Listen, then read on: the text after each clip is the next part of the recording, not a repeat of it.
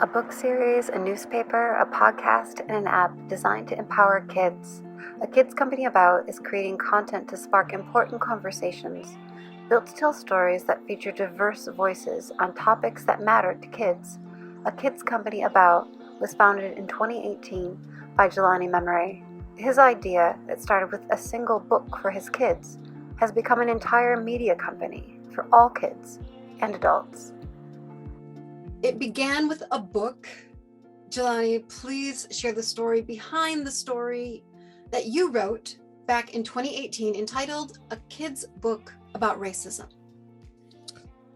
Well, I like to say it was sort of an accident. I've been writing for a really long time, and I've always thought about publishing a book, but this was not one of those projects. This was a thing that I wanted to do for my kids. I wanted to make a story for them so they could know me better, but also I think know themselves better and be able to navigate the world in a more empathetic way. So in the summer of 2018, which sounds like a million years ago, I wrote a kid's book about racism for my 6 kids. I had, 4 stepkids, 1 biological and 1 new one on the way. It was going to be born in about a month at that time. And I wanted my kids to be able to navigate race in a really thoughtful way. So I spent all of 1 week writing the book, another week designing it. I didn't bother to print more than 1 copy or even really go through the process of spell checking it. Like, it was just like a really fun project that I was really excited about to do for my kids, that I don't think I understood the possibilities of, but I packed all of myself into it. And it was my kids who gave me the inspiration, the idea to turn it into more. It was their very first response. They were like, this is amazing. You could make other books on other hard to talk about topics like divorce or anxiety or shame or death. And I was like, you know what? I never considered any of that. But kudos to my kids for their insight, the intuition, and I think their courage and being able to go there. And what I found with all kids is that they have an appetite to go there. And what they're usually told by adults is, no, we don't talk about that, or not yet, or I'll tell you when you're older. Yeah. And, I really credit my kids for not just the birth of my own book, but I think the expansion into this, broad reaching collection now we have. Oh, what an incredible origin story, as it were, to what you've built. And speaking of which, with regard to form and function, a kids company About functions through storytelling, presented in multiple forms. I'd love for you now just to share the many ways that your content can be consumed. Yeah, well, of course, the written word. So we publish in 2 different form factors right now. In the A Kid's Book About series, which is sort of standard children's book, although a bit longer, 64 pages instead of 32, and designed for 5 to 9-year-olds, all tackling challenging, empowering, and important subjects. And then there's our board book series, A Little Book About, that tackles some really interesting subjects like activism or justice or sharing or bravery, that's designed for that 0 to 4 crowd, sort of these beautiful, 24-page board books. And then we've got a podcast network. There are 10 original shows, all produced by us, ranging from topics like activism or interviews with our authors or climate justice, hosted by a diverse group of different hosts, available just about everywhere you can get your podcasts. And then last but not least is the video work that we do, that is available on our app. Everything from guided meditations to master classes for kids, sort of 12 plus, to live events and a whole bunch of other really great content that, for us, we just hope empowers this next generation. We hope encourages them and gives them the tools to navigate life. That's incredible. As I mentioned a moment ago, before we started in with this, that you have 6 kids. Jack and I Mhm. also have 6 kids. That said, we certainly understand that when you have children, each child is very different. Mhm. So question here for you is, how do you craft your content to apply to all kids and to connect with each child? Yeah, that's a really great question.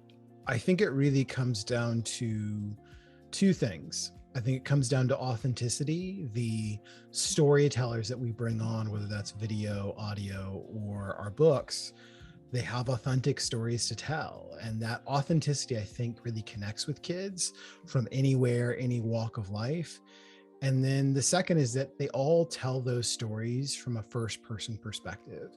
They are telling their own stories. And I think there's something remarkably universal about the personal, right? We all walk around with our own stories to tell, our own experiences, our own things that we navigate. And I think as kids read it, instead of trying to go, this is a morality tale for all people, no, this is someone's specific experience, and they can take from it and pull from it things that are like them, but also learn about experiences that are not their own at all, that are totally different, that are totally new for them. And I think being able to anchor it in that personal creates that universal appeal. Yeah, wow. And that's brilliant. So one thing, it's one thing to understand something, but it's quite another to talk about it. Mm. So when it comes to our kids, in your opinion, why is the latter so important? Why is the talking required? Well, at a very basic level, because our kids ask it of us, right? When kids ask that ever present question, why, they're asking us to speak, right? To talk, to use words. And grown-ups will talk a big game about the power of words, but when our kids lean in and respect that power and go, well, where do babies come from, or what's happening in Ukraine, or why did this thing happen this last weekend, right? Where do we go when we die? All of a sudden we go, whoa, I don't know what to say, or I don't know what to do, or should we even be talking about, is it appropriate?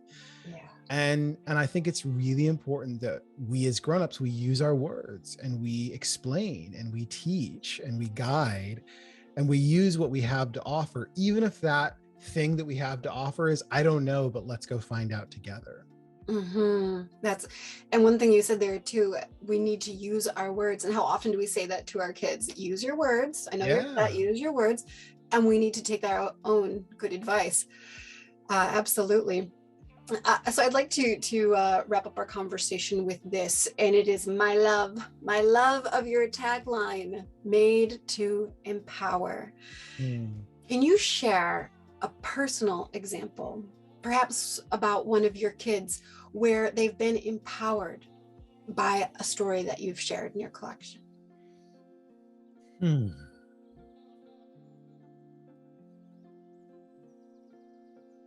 I can think of a handful of them, and 2 books come to mind. They're actually sitting on my shelf over here. One is our kids' book about belonging, which is the second book we ever made in our collection after mine. And the other is a kid's book about body image. And I think you'd be hard pressed to find any kid, especially a young girl, who's not walking through navigating both of those topics very acutely, especially as you talk about sort of late grade school, early middle school.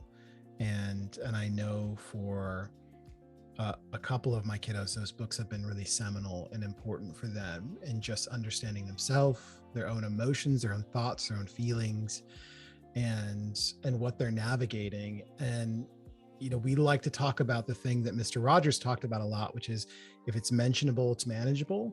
Mhm. And for my kiddos, the ability to mention, to go, oh, I don't feel like I belong, or I do have issues with my body and I'm trying to make sense of all that, to just mention it makes it this thing that you can actually manage.